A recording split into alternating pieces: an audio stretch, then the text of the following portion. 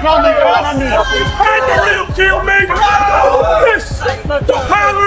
don't think John will jeopardise anything come to that fight, but Luke, if John, once it's all said and done, if John wants to go out on the street and have this out, I'm more than game. It's just a shame about his fucking pussy dad, that's all.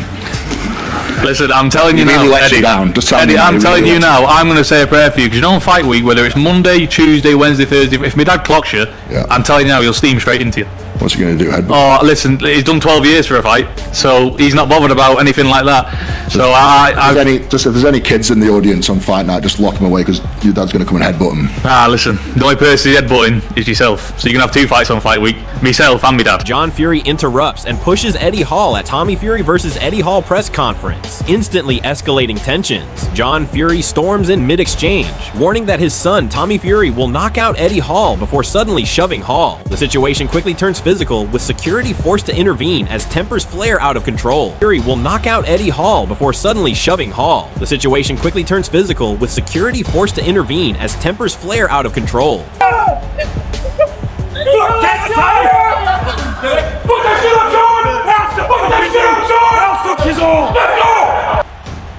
Didn't hold back after the confrontation with John Fury, clearly frustrated by the chaos at the press conference. Eddie Hall fired back, accusing the Fury camp of constant aggression and empty talk, questioning why they don't prove themselves inside the ring instead of creating drama and physical confrontations outside it. And then I was just so fed up. I was trying to get in nowhere with these guys. I'm like, Luke, you talk the talk, you fucking walk around headbutting and smacking people and punching windows and whatever else. I said, well, why don't you guys fucking put your money where your mouth is for once and fucking do something? And then Tommy Fury made it clear after the heated press conference clash that the real tension isn't even between him and Eddie Hall, but actually between Hall and John Fury. Tommy admitted he's stepping in largely because of his father's involvement, while also insisting Eddie has been calling out the Fury family and ultimately got the fight he wanted.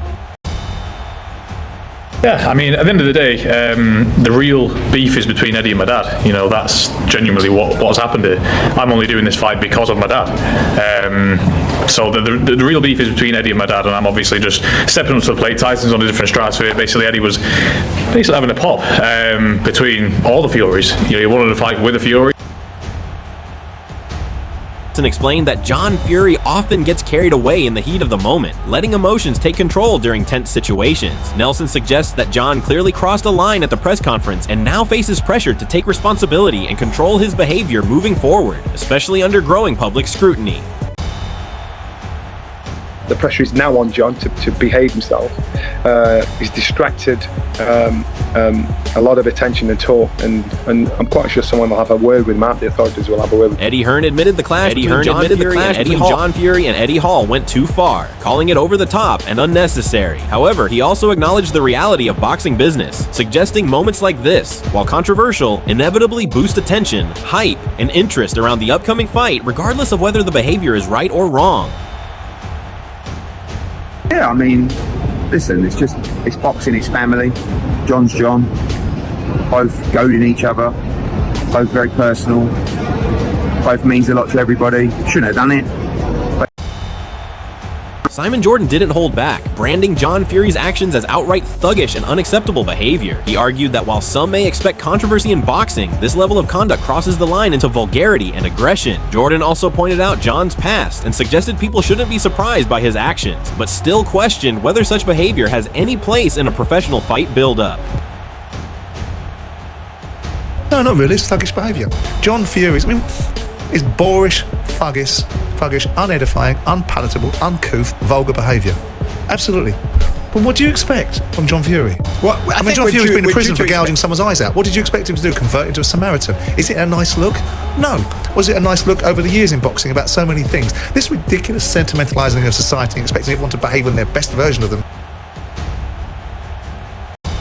Froch came out strongly against John Fury, accusing him of behaving like a thug and creating unnecessary chaos around the sport. Froch criticized the constant aggression, threats, and mockery, saying it sets a bad example and damages boxing's image. He expressed frustration over how such behavior is tolerated and even laughed off, insisting that it only adds more tension and disrespect to an already heated fight atmosphere.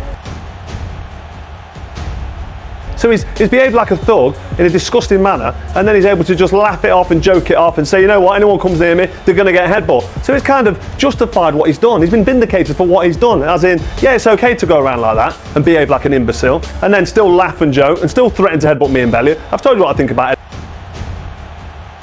Hall admitted the situation has created real awkwardness, explaining that loyalty to family plays a huge role in how he reacts. He suggested that if someone disrespected his father, he would struggle to stay calm or even remain on good terms. His comments highlight how personal emotions are heavily influencing this rivalry, blurring the line between sporting promotion and genuine family-driven tension. You know, it's like if someone fell out with my dad, I don't think I could be friends with them. You know, if someone said something bad or fell out with my dad, I'd probably want to hurt them as well. So.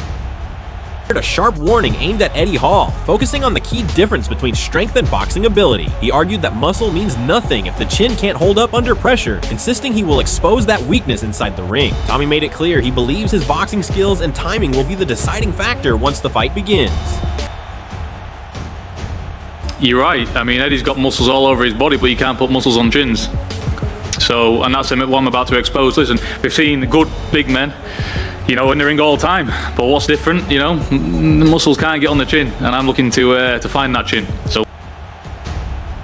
Aid Plemons breaks down the matchup by pointing out that Tommy Fury should dominate if he can settle into his rhythm early and keep Eddie Hall from rushing in with power shots. He highlights that Eddie is extremely strong and athletic, but not technically polished in boxing, often relying on wild swings rather than clean combinations. Even past fights, like the reference to the Hafthor Bjornsson bout, show how timing and skill exposed gaps in big men transitioning into boxing. Still, Wade warns that Tommy must stay sharp because one mistake could change everything instantly. I know he's going to take it seriously. Now, I expect Tommy to pretty much do what he wants with him if he can get, you know, Eddie to relax a little bit after the first, second, and maybe third round. Because as big as Eddie is and as athletic as he is, he can't box very much. He's not a great boxer. He swings for the bleachers. He's got great power, obviously, and he's a good athlete. Like, he's a really good quick-twitch athlete. But even in the Hafthor Bjornsson fight, I can't even believe we're referencing this in terms of a Tommy Fury fight, but even in that fight, I know Eddie had like one arm because he had a shoulder messed up, but Thor outboxed him and stuck a left hand on him. He was a southpaw. It was tricky, but hey, listen, and Tommy is not like a high-level operator, but he better be high-level enough to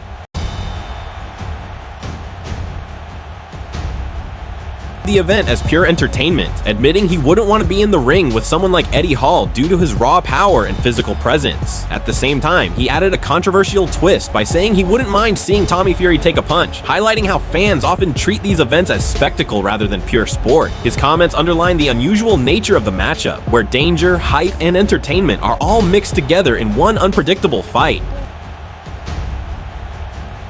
Won't it? If it's a good fun event and you take it for what it is, I mean, I wouldn't want to be in it.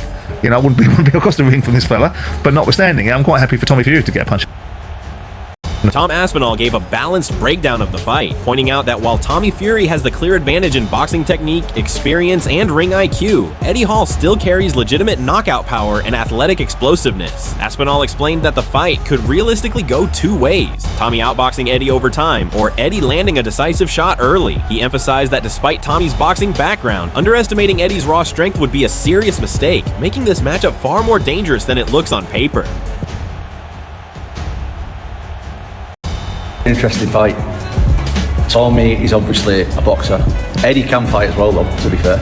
So, yeah. You train with both of them, though. What's the skills? What's the breakdown for this one? Tommy's been boxing all his life, so you would think that the edge should go to Tommy, but Eddie can actually genuinely fight.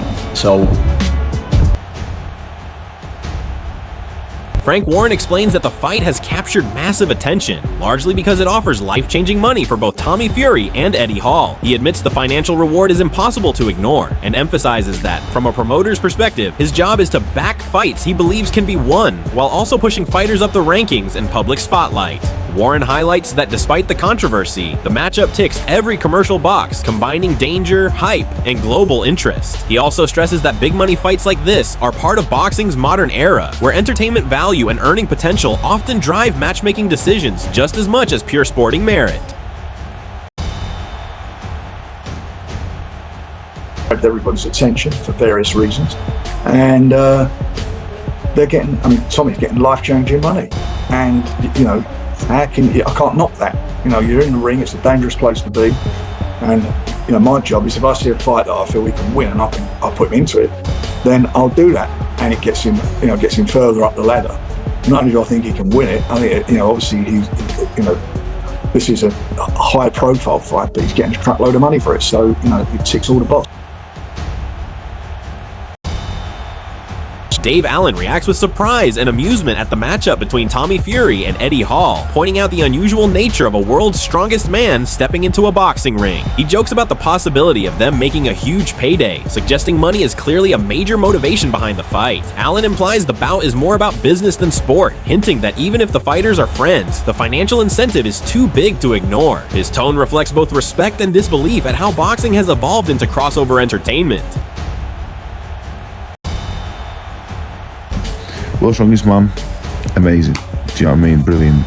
He's fighting Tommy Fury. I thought they were mates. They probably are mates. They're probably nothing fucking fortune as well.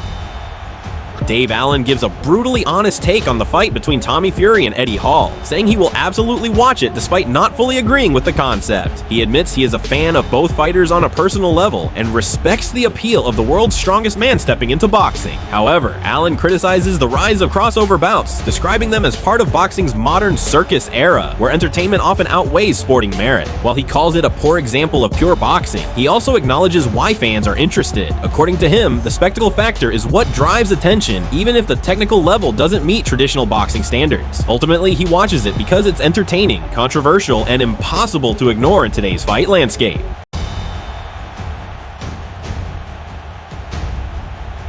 I watch it. Of course I watch it. I like Tommy Fury a lot. I'm a Tommy Fury fan. Eddie Hall, I said an Eddie Hall fan. I like the world's strongest man. A lot of respect for him. So of course I watch it. I watch it as a spectacle, and it's part of the new bit of circusry that's come into boxing. All these exhibitions, different people from different sports coming in. But for all intents and purposes, as a boxing match, what a load of bollocks. Yeah, I don't think I don't like it too much. But I watch it because it's interesting in lots of ways, and I think people find it interesting. Vitor Riley shared his perspective after sparring with Eddie Hall, highlighting just how physically massive Eddie is, and questioning how that size will translate against Tommy Fury in a real fight. He admits Tommy should win based on boxing skill and experience, but also leaves a small window of uncertainty because Eddie's raw strength and power cannot be ignored. Riley explains that while Tommy has spent his whole life boxing, Eddie's unpredictable style and physical presence make him a dangerous opponent if he lands clean. He concludes that the matchup makes sense commercially and stylistically, calling it a strong selling fight where both the technical boxer and the powerhouse strongman bring something unique to the table, keeping fans guessing until fight night.